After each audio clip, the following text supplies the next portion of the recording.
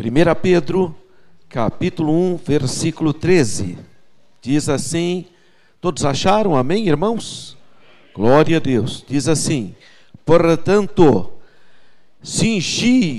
cingindo os lombos do vosso entendimento, sede sóbrios, e esperai inteiramente na graça que se vos ofereceu na revelação de Jesus Cristo, como filhos obedientes, não vos conformando com as concupiscências que antes havia em vossa ignorância, mas como é santo aquele que vos chamou, sede vós também santos em toda a vossa maneira de viver, porquanto escrito está: sedes santos, porque eu sou santo. E se invocais por Pai aquele que sem acepção de pessoas julga segundo a obra de cada um, andai em temor durante o tempo da vossa peregrinação, sabendo que não foi com coisas corruptíveis, como prata ou ouro, que fostes resgatados da vossa vã maneira de viver, que, por tradição, recebestes dos vossos pais, mas com o precioso sangue de Cristo, como de um cordeiro imaculado e incontaminado, o qual, na verdade, em outro tempo, foi conhecido ainda antes da fundação do mundo, mas manifestado nesses últimos tempos, por amor de vós. E por ele credes em Deus, que o ressuscitou dos mortos e lhe deu glória, para que a vossa fé e esperança estivessem em Deus, purificando a vossa alma na obediência da verdade, para amor fraternal, não fingido. Amai-vos ardentemente uns os outros, com um coração puro, sendo de novo gerados, não de semente corruptível, mas da incorruptível, pela palavra de Deus, viva e que permanece para sempre, porque toda a carne é como a erva, e toda a glória do homem como a flor da erva. Secou-se a erva e caiu sua flor, mas a palavra do Senhor permanece para sempre. E esta é a palavra que entre vós foi evangelizada. Amém, meus irmãos amados? Graças a Deus. Primeira coisa que eu enxergo nesse texto longo, nessa exortação à santidade. Por que que o apóstolo Pedro vai nos orientar, vai nos exortar à santidade? Primeira coisa que eu observo aqui, isso tem a ver com o caráter do nosso Deus. O caráter do nosso Deus é santo. Então ele exige que aqueles que o servem, aqueles que cultuam, também seja santo. Isso é comum quando você observa para o mundo. O caráter dos falsos deuses, o caráter dos espíritos enganadores é a impureza, é a prostituição, é a idolatria. Então seus adeptos são assim também. Eles são devotos que uma hora estão adorando os seus deuses, mas na outra hora estão na prática do pecado, porque o caráter das suas divindades é um caráter profano, impuro, e o fiel fica com a carinha da sua divindade. Se a sua divindade é santa, você também tem vida santa, mas se a sua divindade é impura, é cheia de pecado, você fica assim também. Por isso que o povo do mundo é assim, vive na escravidão, vive no pecado, vive na prostituição, vive na impureza, vive na mentira, porque o caráter dos espíritos enganadores, das imagens de escultura, é assim. Aliás, o salmista diz que quem adora imagem de escultura, fica igual à imagem. Olha só, porque nós refletimos então o caráter da nossa divindade. E o apóstolo Pedro, ele diz aqui no versículo de número 16, porquanto escrito está, sede santos, porque eu sou santo. Então, o nosso Deus exige que nós vivamos vida santa para poder adorá-lo na beleza da sua santidade. Mas pode ser que alguém esteja pensando, mas eu sou um pecador, mas eu não tenho capacidade, mas eu não tenho condições, eu não tenho força. Ótimo, tudo que você não precisa. Por quê? Porque salvação tem a ver com favor imerecido. Não é pelos seus méritos, não é pela sua força, não é pela sua capacidade mental, não é pela sua capacidade cerimonial, mas é pelo precioso sangue de Cristo, vertido na cruz do Calvário. Pela graça sois salvos, por meio da fé. Louvado seja o nome do Senhor. E Pedro inicia como se estivesse já concluindo. Portanto, ele diz, cingindo os lombos do vosso entendimento, sede sóbrios. Glória a Deus, nós cristãos temos que ser sóbrios, sensatos, focados para o objeto da nossa vida. Nós somos comprados pelo sangue de Jesus. Nós temos que estar olhando para Jesus, o autor e consumador da nossa fé.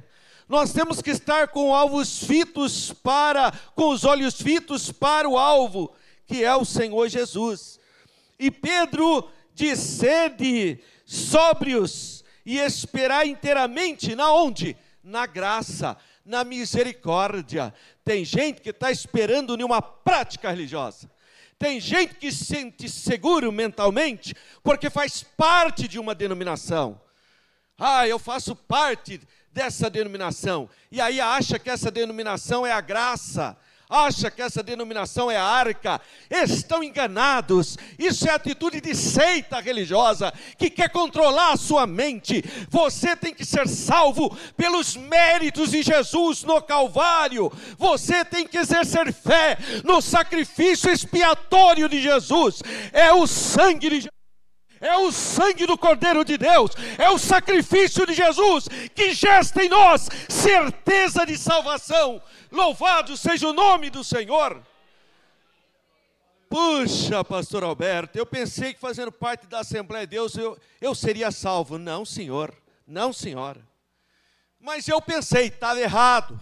Você tem que fazer parte do corpo de Jesus. Você tem que ser lavado pelo sangue de Jesus. Você tem que nascer de novo em Cristo. Você tem que ter experiência com Deus. Louvado seja o nome do Senhor. É fé no sacrifício de Jesus. O que te dá certeza de salvação é a sua crença verdadeira em Jesus.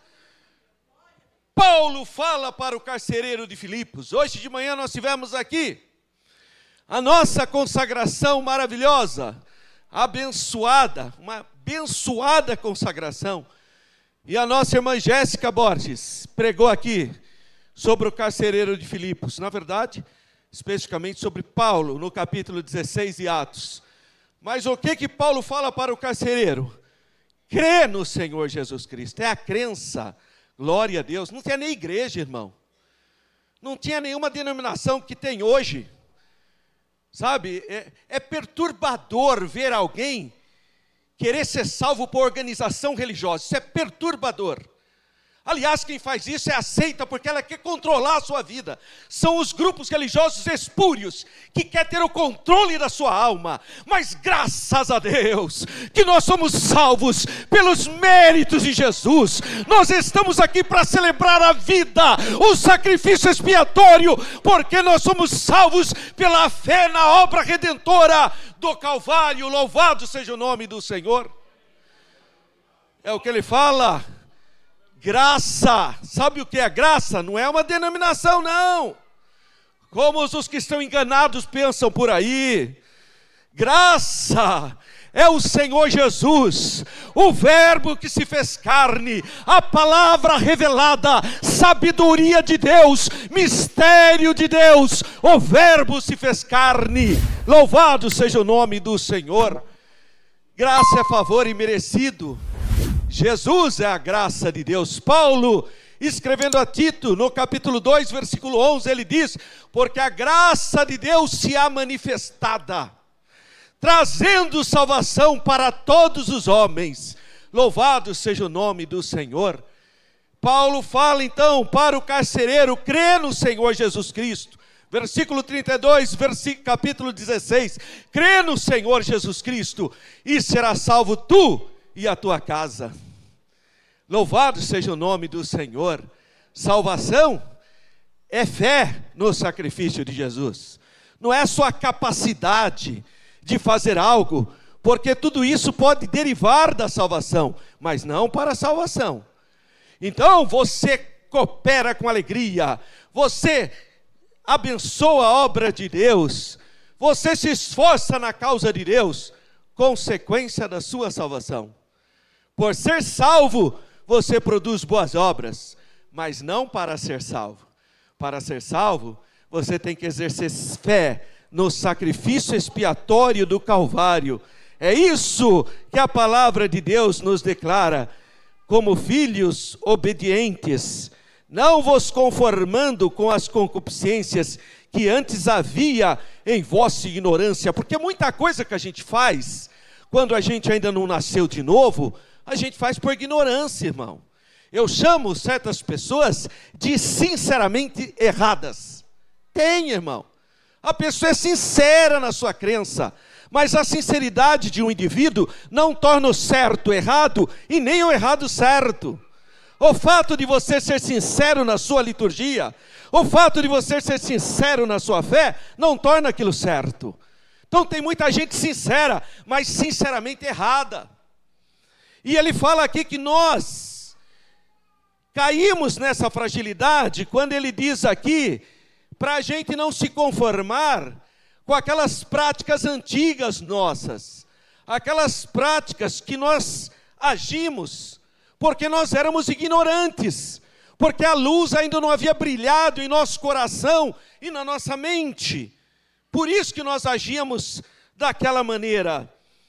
Mas aí, ele chama nós, dizendo: mas como é santo aquele que nos chamou, sede vós também santos em toda a vossa maneira de viver.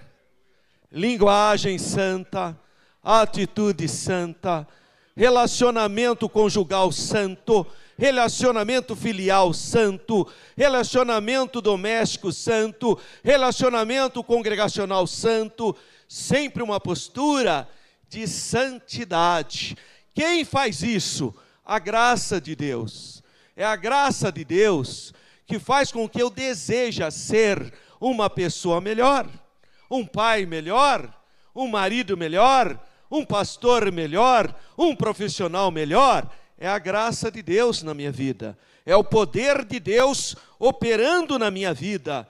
E para isso eu tenho que desejar, irmão, eu tenho que querer, porque tem gente, irmão, eu quero ser santo, mas não se esforça, não busca, não pede o batismo no Espírito Santo, não lê a Bíblia.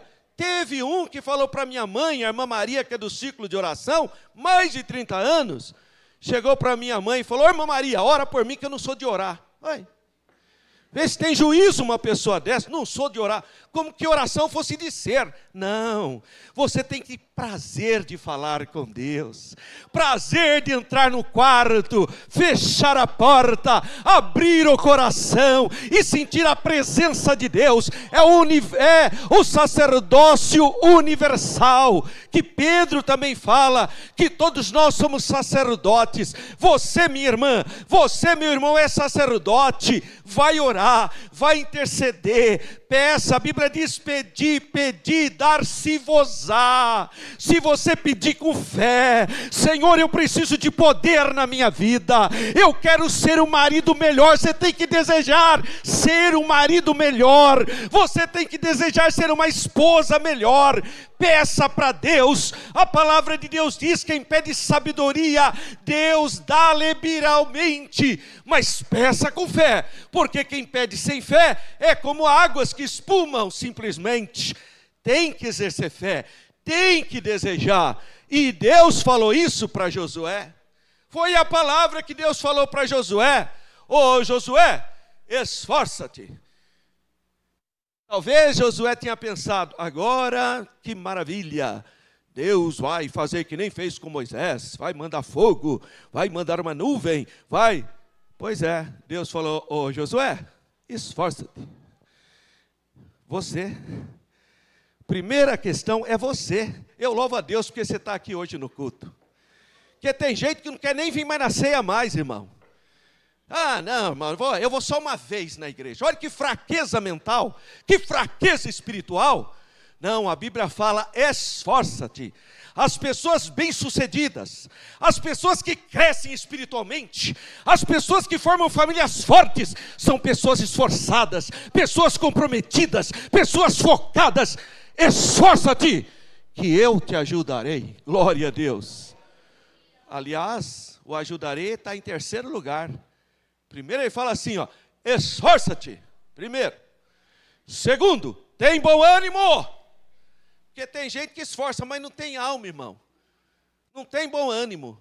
Se esforça, vai: ai, está doendo tudo. Ai, estou triste. Ai, estou cansado. Só reclama. Só reclama. Não tem boa alma. Além de esforçar, você tem que ter bom ânimo. Deus vai honrar, eu tenho fé. Oh glória, está doendo, mas Deus vai curar. Eu tenho fé, eu vou orar na terça-feira, eu vou no círculo de oração, eu venho no culto de testemunho, eu venho na escola bíblica dominical. Eu tenho fé, Deus vai honrar minha fé. Tenha alma boa, tenha bom ânimo. Que coisa, hein? E você pensou que Deus ia falar: tô aqui, Josué, agora eu vou fazer um rebuliço. Imagina, Josué, você tem que se esforçar. Irmão, Deus manda um emprego para mim. E está lá deitadão na rede, irmão, tomando um pote de café desse tamanho, uma caneca de café, com uma bengala de pão gigante. Manda Jesus. Manda Jesus, é? Manda uma luta para você se despertar, para se tocar, que você tem que fazer a sua parte. Esforça-te. Tenha boa alma. Aí sim, eu te ajudarei. Glória a Deus. Aí eu te ajudarei. Então faça a sua parte. Você tem que desejar ser santo. E como que eu vou expressar essa fé? Lendo a Bíblia, irmão. Tem que ler a Bíblia Sagrada. Tem que ler a Bíblia. Todo dia tem que ler a Bíblia. A Bíblia é a palavra de Deus. A Bíblia esmiuça a penha. A Bíblia, irmão, santifica o nosso comportamento. Tem que ler a Bíblia, irmão. E, irmão, tem irmão que já até esqueceu a Bíblia aqui. E nem lembrou que está aqui a Bíblia. Está lá na caixa, ali atrás tem uma caixa, e fica lá a caixa, cheia de Bíblia. Outro dia, aliás, eu resolvi fazer uma provocação. Eu vi a Bíblia do irmãozinho, cheguei e falei: irmão, lembra disso aqui? Ai, a minha Bíblia, graças a Deus. Eu nem lembrava nada, irmão, se eu não levo lá. Que isso, irmão? Bíblia, você tem que ler a Bíblia todo dia você tem que ler a Bíblia. Porque é a palavra de Deus. Você não crê que a Bíblia é a palavra de Deus? Eu vou perguntar para você: a Bíblia é ou não é a palavra de Deus? A Bíblia é ou não é águas purificadoras? A Bíblia santifica ou não santifica? A Bíblia te dá fé e vida ou não dá? A Bíblia traz bênçãos para a nossa vida ou não traz? Então por que você não está lendo a Bíblia?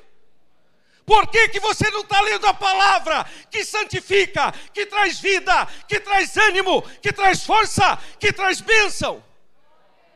Tem que ler a palavra. Tem que abrir a sua Bíblia. Tira o pó da sua Bíblia. Começa a ler a palavra. A irmã Yasmin começou a ler a Bíblia comigo. Maior pressão. Gênesis. Lendo. Chegou em Levítico, irmão. Começou a aparecer não sei quantas bacias. 50 bacias, não sei do que. 50. Eu falei, rapaz, não aguento mais tanta bacia que tem aqui na Bíblia. Tudo bem. Vai para o Evangelho, irmão. Vai para o Evangelho. Abre o Evangelho de João. A carta de Pedro. Se você tem dificuldade, porque é muita bacia que tem lá, e tem mesmo, eu entendo. Então vai para o Evangelho. Evangelho de João, que é maravilhoso, fácil. Mas você tem que ler a Bíblia. Vocês sabiam que crente da Assembleia de Deus lia a Bíblia? Irmão, você chegava nas firmas, você via os irmãos sentados debaixo da árvore na hora do almoço lendo a Bíblia. Dentro do ônibus, os irmãos lendo a Bíblia. Aonde você ia, tinha gente lendo a Bíblia, era crente da Assembleia de Deus. Agora, irmão, sabe, né? O celular é tremendo. Aí você cai na bobagem de ver um ali no Instagram. Aí passa um filminho bonitinho, outro é melhor que aquele que passou, e outro é melhor, outro é melhor, melhor. Você fica 1 hora na frente do seu celular. E eu estou sendo generoso. E eu sei que Deus está falando com você. Aí, não tem tempo de ler a Bíblia. Não, irmão, pode ficar com o seu celular. Eu não sou radical, irmão. Fica à vontade, mas leia a Bíblia. Ore a Deus. Peça para Deus graça para você ler a palavra. É a palavra que vai mudar a sua vida. É a palavra que vai transformar o seu pensamento. A palavra de Deus vai te santificar. Jesus disse, santifica-me na verdade. A tua palavra é a verdade. Então, leia a Bíblia. Volta para a Bíblia, esforça-te. Não, pastor, é que eu não consigo ler porque a minha vida é muito corrida. Acorda mais cedo, irmão. Vai dormir mais tarde. Mas tem que ler a palavra. Palavra de Deus é que vai mudar. Você quer ter uma vida sadia, abençoada, na sua casa, na sua família, no seu emprego? Coloca a palavra de Deus em primeiro, mas a Bíblia é sagrada. Porque tem gente que fica negando de palavra, mas não é a Bíblia, viu, irmão? Ou é um livrinho, ou é uma enciclopédia, ou é o seu... Não, é Bíblia sagrada.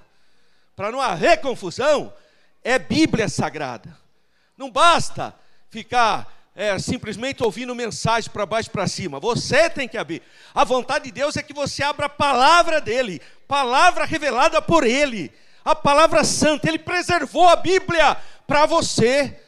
Então retome a leitura da Bíblia. Esforçar lendo a Bíblia.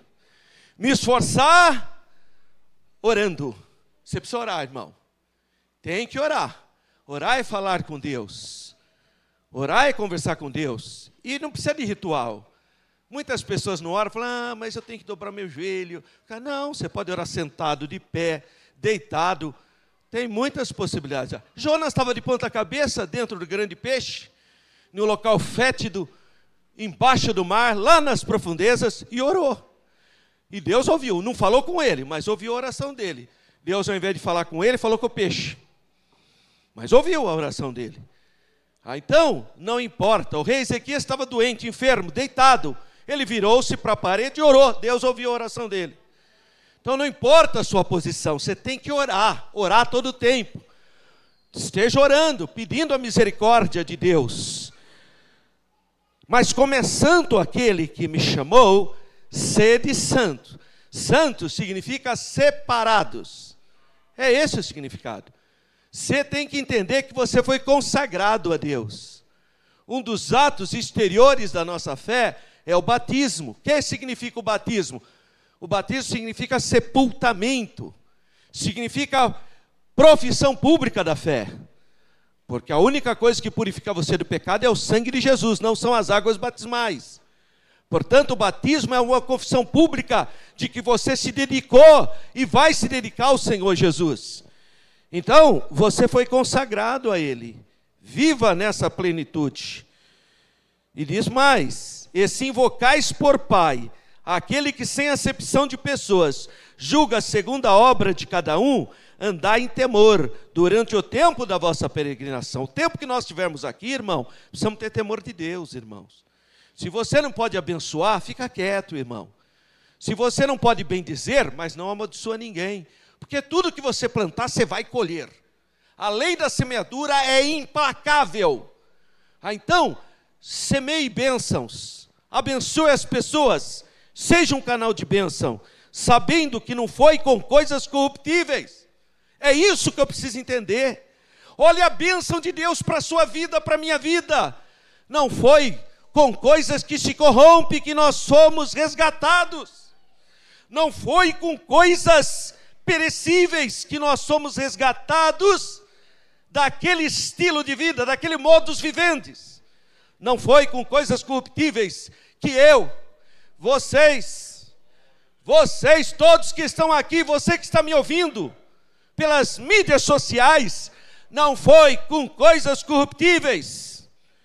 Sabendo, você tem que ter ciência disso, sabendo que não foi com coisas corruptíveis, como prata ou ouro, que fostes resgatados da vossa vã maneira de viver, que por tradição recebeste dos vossos pais. Olha o versículo 19. Mas com o precioso, oh glórias, com o precioso sangue de Cristo, como de um cordeiro imaculado e incontaminado, glória a Deus. Por isso que eu estou com o coração aberto para celebrar a Santa Ceia com alegria, porque eu reconheço que eu só estou de pé por causa da graça, por causa do sangue vertido na cruz, por causa do sacrifício de Jesus. Eu tenho motivo de glorificar ao Senhor, você tem motivo de dar graças a Deus, você é salvo pelos méritos do Calvário. Então eu posso pegar esse cálice, eu posso pegar esse pão e dizer: graças te dou, Senhor, porque não foi com ouro, não foi com prata, mas pelo precioso sangue de Jesus, o Cordeiro de Deus, o Cordeiro que foi morto antes da fundação do mundo. Louvado seja o nome do Senhor pelo sangue de Jesus. Isso é Santa Ceia, é isso que nós viemos celebrar. Louvado seja o nome do Senhor. Versículo 22, ele diz: purificando a vossa alma a verdade, para o amor fraternal não fingido, amai-vos ardentemente uns aos outros, com um coração puro, sendo nascidos de novo, sendo de novo gerados, não daquela semente corruptível, mas da incorruptível. Louvado seja o nome do Senhor. Quem não pôde vir terça-feira, assista a mensagem que está gravada e disponível nas nossas redes sociais da igreja. Porque esse culto de ceia, eu estou fechando a mensagem de terça. Terça-feira eu falei sobre isso, o novo nascimento. O novo nascimento em Cristo Jesus, nosso Senhor. E ele fala a mesma coisa aqui: sendo de novo gerados, não de semente corruptível, mas da incorruptível, pela palavra. Lembra que eu disse que a água ali, quando Jesus fala para Nicodemos, tem que nascer da água e do Espírito? A água ali é a palavra, não está falando de batismo ali não. A palavra de Deus que é viva e que permanece para sempre. Louvado seja o nome do Senhor. Eu quero louvar a Deus pela sua vida. Eu glorifico a Deus pela sua vida, pelo fato de você estar aqui nessa noite. Uma noite memorável, em que nós vamos celebrar a vida, a vitória do Calvário. Eu não sei como foi sua semana, não sei quais foram as situações conflituosas que você passou, mas nós vamos orar agora, e vamos crer, você que é de Jesus, você que foi comprado por Jesus, não importa qual foi a sua fragilidade, não importa, nós vamos orar para o sangue de Jesus te purificar de todo pecado. para que você possa participar da comunhão com alegria. E esse pão, símbolo do corpo do Senhor, esse cálice, símbolo do sangue de Jesus, vai te fortalecer, para que nós, se for da vontade de Deus, se o Senhor não vier arrebatar a igreja, nós possamos estar aqui no mês de outubro, novamente celebrando a Santa Ceia do Senhor. Curve a sua cabeça, eu quero orar com você. Pai Santo, Deus eterno, tua palavra foi ministrada nessa noite, e o Senhor exige de nós que sejamos santos, porque o Senhor é santo. Meu Deus, durante esse mês, durante essa semana, é possível que alguns dos nossos irmãos tiveram algum tipo de situação adversa, fragilidades humanas. Contempla-nos, Deus. Perdoa, Senhor, todos os nossos pecados. Perdoa, Senhor, todas as nossas ofensas. Perdoa, Senhor, todas as nossas dívidas. Sonda-nos nessa noite, Senhor. Olha para o nosso interior. Lava o nosso espírito no teu santo sangue. Lava a nossa alma, a sede das nossas emoções. Tira toda mágoa, toda dor, toda enfermidade psicossomática. Lava pelo teu sangue a nossa